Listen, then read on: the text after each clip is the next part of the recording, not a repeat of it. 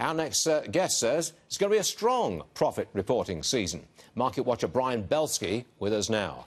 All right, Brian, on this program in the last couple of days, we've had analysts and market watchers on saying, look, when we start reporting profits, they're going to be up maybe 20% compared to the same time last year. That would be very strong. What do you see? Yeah, that's where consensus numbers are. I don't know if I like this title, Market Watcher, but I mean that's okay. What would you prefer, Brian? Go on, Belski. What do you want? How about Chief Investment Strategist? Because at the end of the day, what I do is I invest and we forecast on the markets, and we've been excessively accurate the last 9 years on this bull market, and the demise of the bull market has been widely exaggerated. I think you should be playing Fool on the Hill from the Beatles with respect to all these negative market watchers coming out and telling us the long and winding road. These market watchers that continue to say that the market is going to go down. I went back. I'm in the process of writing my year ahead piece for 2019. I went back and looked at what we said for the last 10 years, but more importantly, I kind of looked back what I said during the credit crisis. And the negativity with respect to trying to call the end of the bull market is so profound, and it remains to be seen. Earnings are going to be good. Earnings are going to be good, and the multiple is going to continue to go down. Multiples are down more than earnings are up more than prices are up this year, Stuart. And I think the majority of market watchers that have less than 10 years experience, they don't know what kind of market we're in. We're in a fundamentally driven market.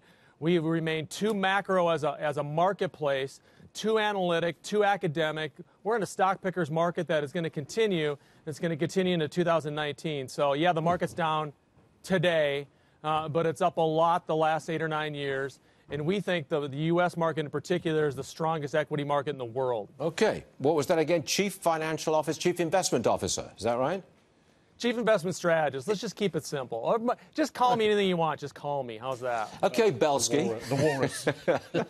He's the walrus. We'll play the walrus. Yes, that's right. If the Democrats take the House in November, what happens to the market? Any impact? No, we still have a conservative president driving the conservative doctrine. With respect to politics in general, politics overall can control the trajectory of the stock market, whether or not it's going up a lot or going up not that much. I mean, what we have going on is that fundamentals drive markets longer term, and the fundamental construct in terms of earnings and balance sheet in America are the strongest they've been in 50 years.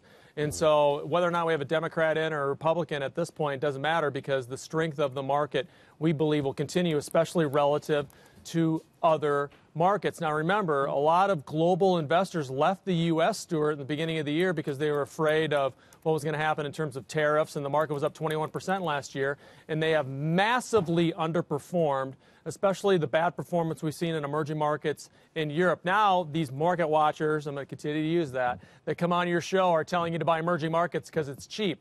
Well, you don't buy things because it's cheap. You buy things because they're working fundamentally, and what's working fundamentally are U.S. stocks. I've got to tell you, Belski, that we do not have people on this program recommending emerging markets. It's not an area that we get into, fortunately. Good. Yeah, good indeed. Well said. All right. Belski, you can come back, but can I summarize like this? Your song would be Ticket to Ride for stock market investors. Now, that's a little... Or help. Weak. Or help. What would be your song? What would be your Beatles song? I would say Revolution. Oh, I like that. Revolution. Political revolution or a market revolution? It's a bullish revolution. Bullish revolution. We like it, Belski. You may come back. Thank you. Thank you, sir. Appreciate it. Good Thanks. stuff. Okay.